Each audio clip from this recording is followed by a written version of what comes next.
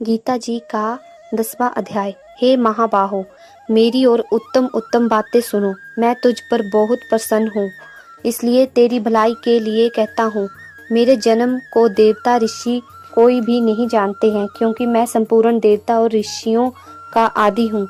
वे सब मुझसे उत्पन्न हुए हैं। जो मुझे अज अनादि और संपूर्ण लोकों का ईश्वर जानते हैं, वे मनुष्य में मूढ़तारहित हैं और सब पापों से छूट जाते हैं। हे अर्जुन, बुद्धि, ज्ञान, अव्याकुलता, क्षमा, सत्य, दम, सुख, दुख, उत्पत्ति, लय, भय और अभय, अहिंसा, ममता, संतोष, शम, अपकीर्ति, ये सब प्राणियों के भाव पृथक पृथक मुझ से ही होते हैं। वशिष्ठ आदि सप्तर्षि, सनकादि, चारों मुनि तथा 14 मनु, ये सब मेरे मन में प्रकट हुए हैं। इन्हीं से सब प्रजा उत्पन्न हुई है। जो पुरुष मेरी विभूति को तत्व से जानते हैं, वे निश्चय योग से मुक्त होते हैं। मैं ही सब की उत्पत्ति का कारण हूँ और मेरे ही द्वारा सबकी प्रवृत्ति होती है। ये जानकर विवेकी पुरुष मेरा स्मरण करते हैं। हे अहर्निश, मेरे में ही चित्त लगाए रहते हैं और अपने प्राणों को मुझे अर्पण कर देते हैं। इस प्रकार वे स्वयं नित्य संतुष्ट व आनंद में मगन रहते हैं और दूसरों को भी करते हैं।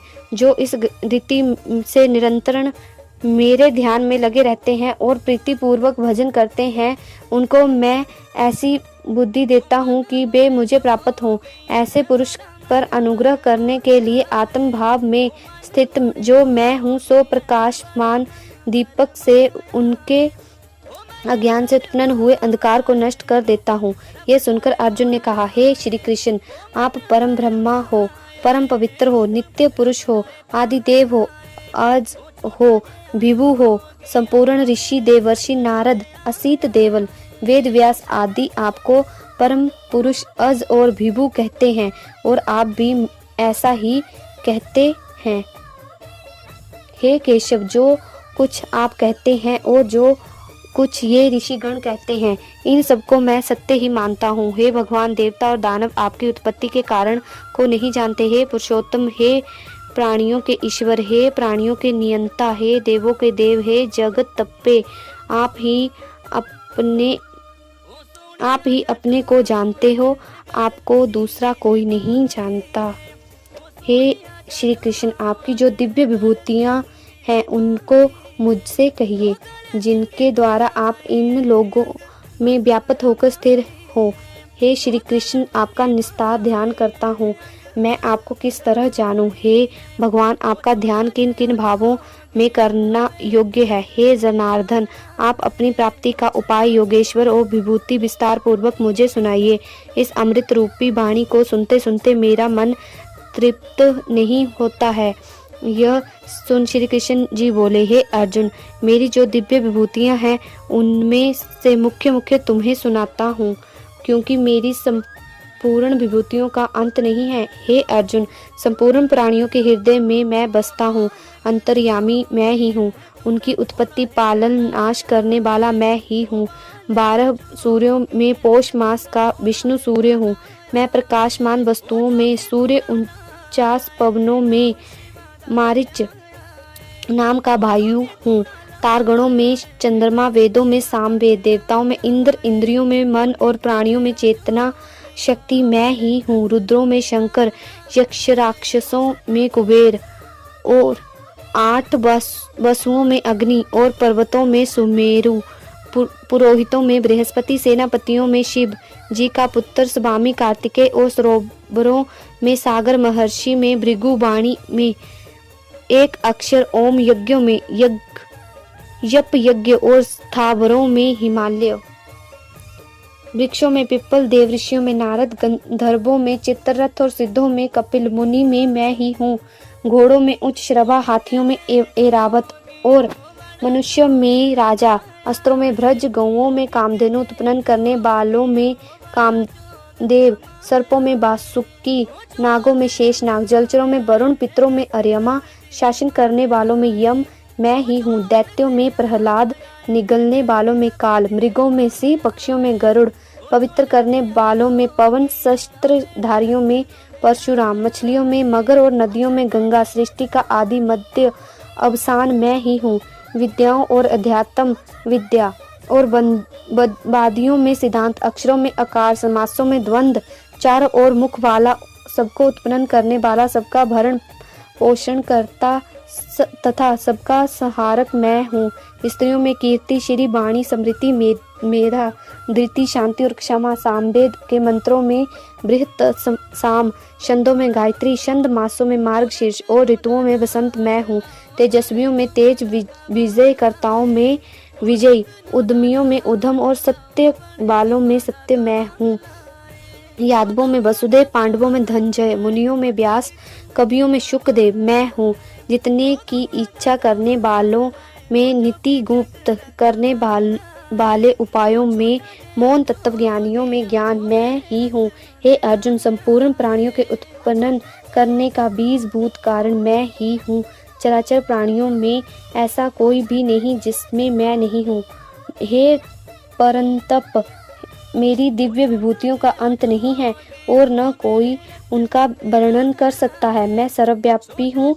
यह संक्षिप्त वर्णन मैंने किया है। यह संक्षेप से एक ब्रह्मांड कहा है। हे असंख्य, ऐसे असंख्य हैं।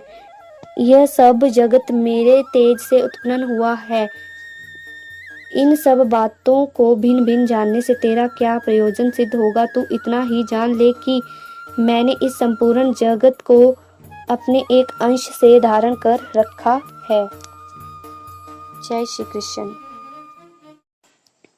10वें अध्याय का महात्म्य। श्री भगवान जी बोले, हे लक्ष्मी, यह 10वें अध्याय का महात्म्य कहता हूँ। काशी नगर में एक धीरजी नामक धर्मात्मा हरिभक्त ब्राह्मण रहता था। एक दिन वह विश्वेश्वर महादेव जी के दर्शन को गया। गर्मी की ऋतु थी। वह धूप में व्याकुल होकर चक्कर खाकर मंदिर के पास गिर पड़ा। इतने में भृगु नामक गण आया। उसने देखा कि ब्राह्मण मूर्छित पड़ा है। उसने जाकर शिव जी से कहा। महादेव जी सुनकर चुप हो रहे। उस गण ने फिर जाकर कहा, हे स्वामी, यह चरित्र मैंने देखा है। इसने कौन सा पुण्य किया है जिससे पवित्र जगह मृत्यु पाई है। चारों बातें इसकी भली आर बनी है। एक काशी क्षेत्र, गंगा जी का स्नान, संतों तथा विश्वेश्वर जी का दर्शन, अन्न का छोड़ना, एकादशी का दिन। कृपा कर यह बताओ कि इसने कौन सा पुण्य किया था। तब महादेव जी ने कहा, हे भृगु, इसके जन्म का हाल मैं कहता हूँ, सो सुनो। एक दिन कैलाश पर्वत पर पार्वती और हम बैठे थे। एक हंस मेरे दर्शन को आया। वह हंस ब्रह्मा का वाहन था। ब्रह्मालोक में मानसरोवर को जाता था। इस सरोवर में सुंदर कमल फूल थे। वह एक कमल को लांघने लगा। यूं ही उसकी परछाई पड़ी। वह हंस एकदम काला हो गया और बेहोश हो आकाश से गिर पड़ा।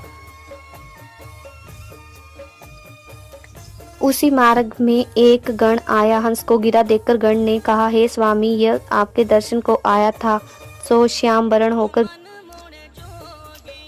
गण मेरी आज्ञा से हंस को ले आया। मैंने पूछा, हे हंस, तू श्याम वरण क्यों हुआ। हंस ने कहा, हे प्रभु जी, मैं यह नहीं जानता कि मैं किस कारण से काला हो गया हूँ।